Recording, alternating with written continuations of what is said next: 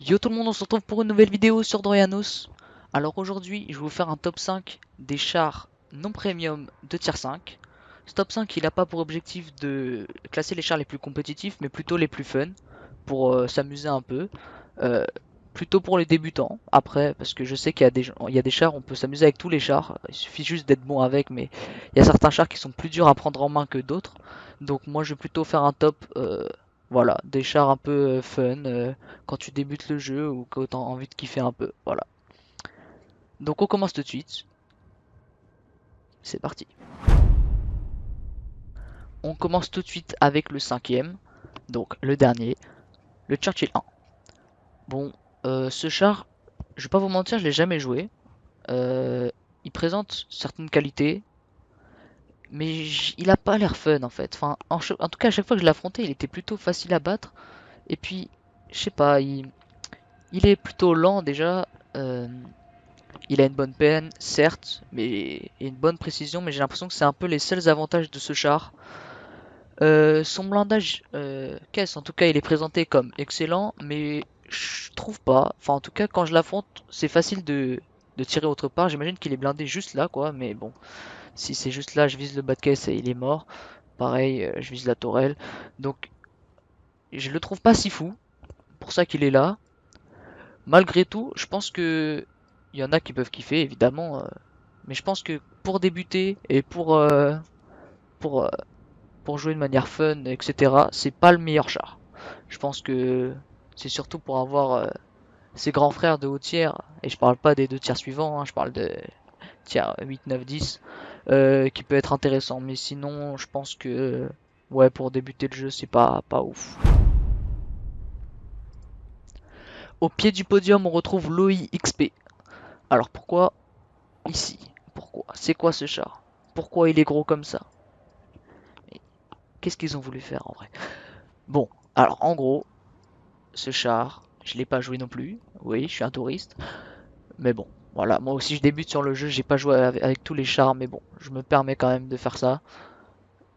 Toutes les fois où je l'ai affronté, même s'il est présenté comme ayant un excellent blindage, et sur les statistiques, ça a l'air d'aller, franchement, euh, j'ai l'impression que c'est un gruyère ce char. Tu te fais focus par tout le monde. T'es le beefsteak en fait. T'as pas mal de vie et du coup tout le monde veut te manger. Donc voilà, c'est le canon. Il a l'air d'avoir un bon DPM. Après, chacun ses goûts. Il y a un peu la team gros dégâts et gros DPM, enfin gros, enfin canon qui tire souvent. Moi, je suis plutôt de la team gros dégâts. Je vais pas vous mentir, donc je kiffe pas trop. Les artilleries, elles vous adorent. Vous êtes énormes. J'imagine qu'en side scrapping, ça peut marcher. J'ai pas essayé de jouer le char, mais si un jour je le joue et que je change d'avis, je le dirai.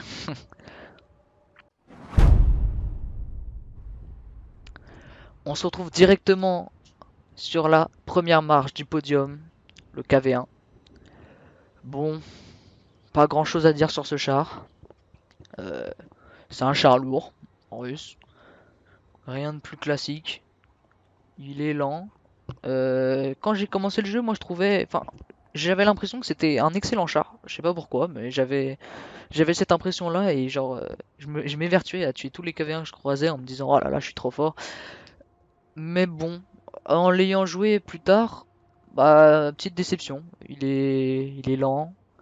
Certes, il fait des dégâts, sa peine n'est pas exceptionnelle, euh, sa précision non plus, mais bon, c'est un char russe, donc parfois, bizarrement, ça touche, hein.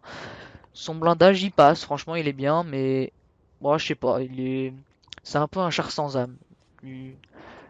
Bah après, pour débutant, c'est bien en fait, c'est pour ça qu'il est là.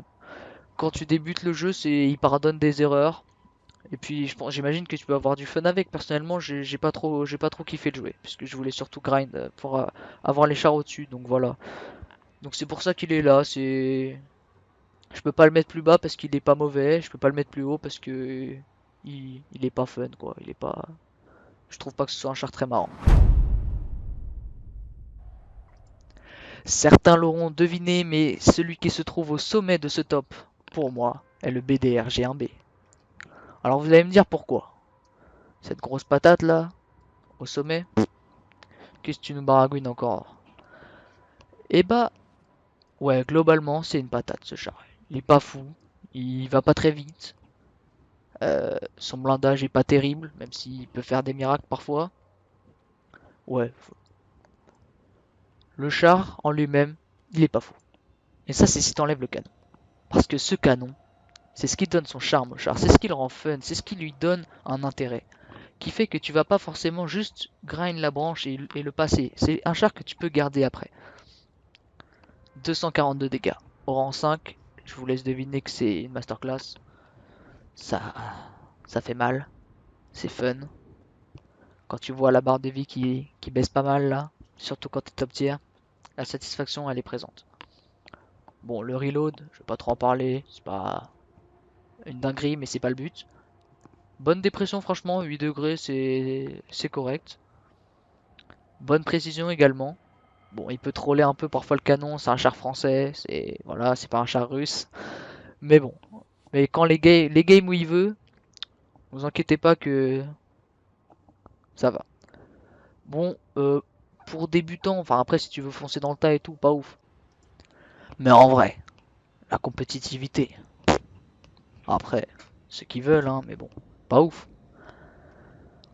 C'est satisfaisant de gagner, hein, mais avec lui, pas besoin de gagner, tu fais tes dégâts, t'es content, et voilà. Donc c'est tout pour ce top. Si vous avez aimé, n'hésitez pas à liker, à commenter, et soyons fous, vous abonner. Je sais que je suis une nouvelle chaîne, j'essaie d'apporter un nouveau point de vue, étant donné qu'il n'y a plus beaucoup vraiment de youtubeurs actifs sur World of Tanks. Bon, je ne dirais pas que je le serai, mais je peux essayer. Donc voilà, n'hésitez pas à vous abonner, il y aura sans doute de nouvelles vidéos. Ciao!